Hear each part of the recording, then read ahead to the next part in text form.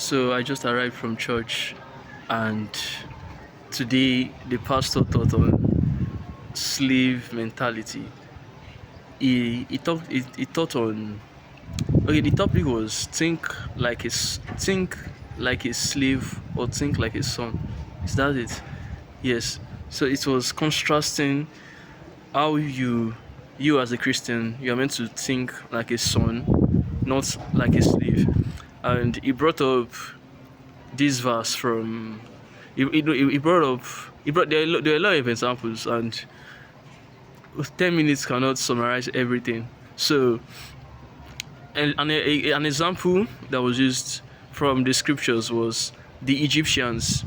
So the Egyptians, the Israelites, the nation of Israel in Egypt. So the nation of Israel in Egypt, before they were liberated, they were working for the Egyptians, and they were all right with it. They were all right with it to the point that they did not seek God to take them out of that situation.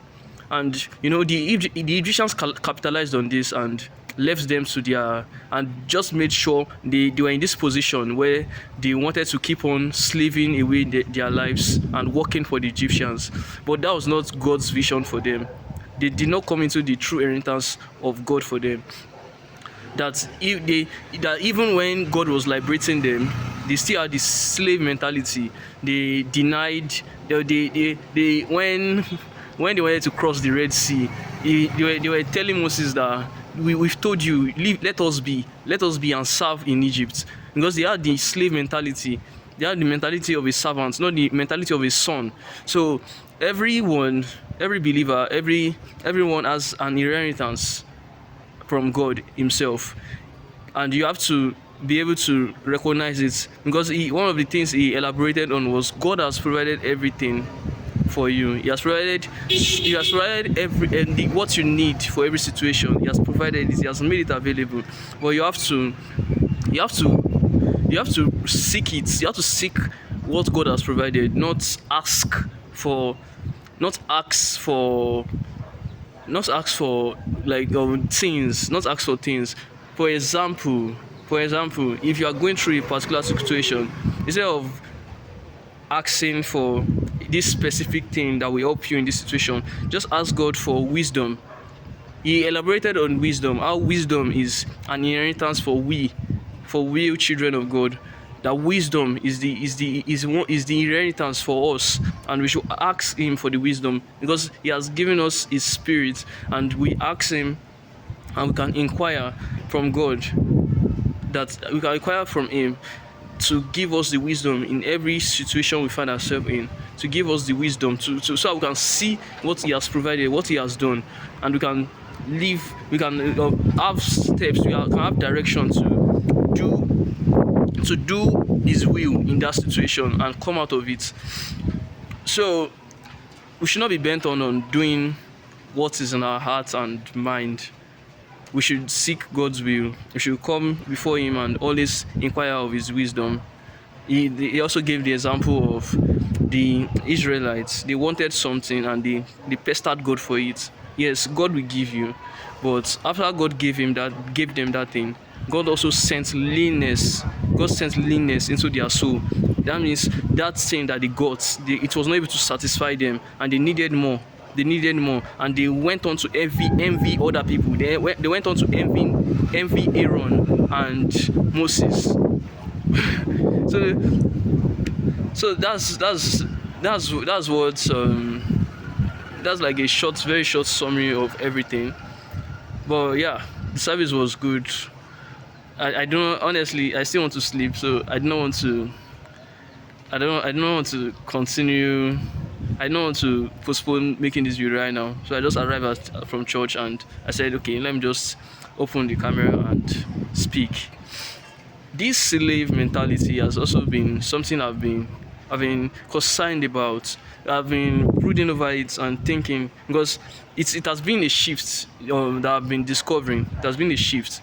I've been finding, okay, when I started shifting my mind into this abundance, God has something for me. I don't have to be envious of somebody. I don't have to desire what somebody else has. That person has just come into what God has prepared for him. That's one of the mindsets the pastor was drilling in today. God has already prepared something for everybody. God has prepared something, an inheritance for each and every one person. Like the example of the prodigal son. The son, the prodigal son. The summary is okay. In the prodigal son, there were two children, right? One of them went astray. He went into the world, and he came in. His father accepted him, and his father made a party for him. Then the older brother that's been serving his father, yes, that's been serving his father for a long time now. He came back. I was like, what's going on? And he found out that, okay, your younger brother has been accepted back into the family, has come, and they are feasting. And he was angry. He was angry.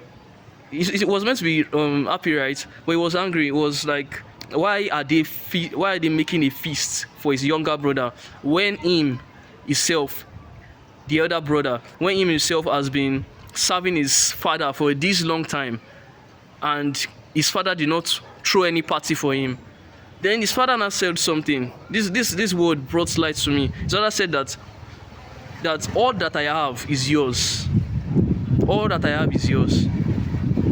So what happened with the younger brother was he understood that when he comes with his father, he has an inheritance with his father, and he obtained it, he claimed it. But his elder brother was stuck there with this servant mentality that he has to serve. If you don't understand what I'm saying, just go and find out the parable of the prodigal son. Find out the parable of the prodigal son if you want to get more understanding on this, and just read on it, watch videos on it, and you will understand what I'm saying.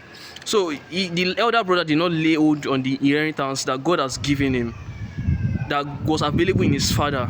He did not lay hold on it. He was still serving in hopes that one day his father will give him this.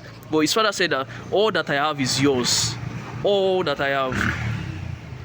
So let's each and every of us forget envy. Don't claim. Don't feel like you need to have what somebody else have. Rejoice with them, and rejoice with that mentality that God has provided something for you, your own. You are not in competition with anybody.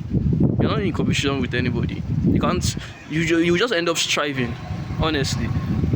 So that was all for Sunday. Sunday is the Lord's Day, so I'm doing a bit of preaching.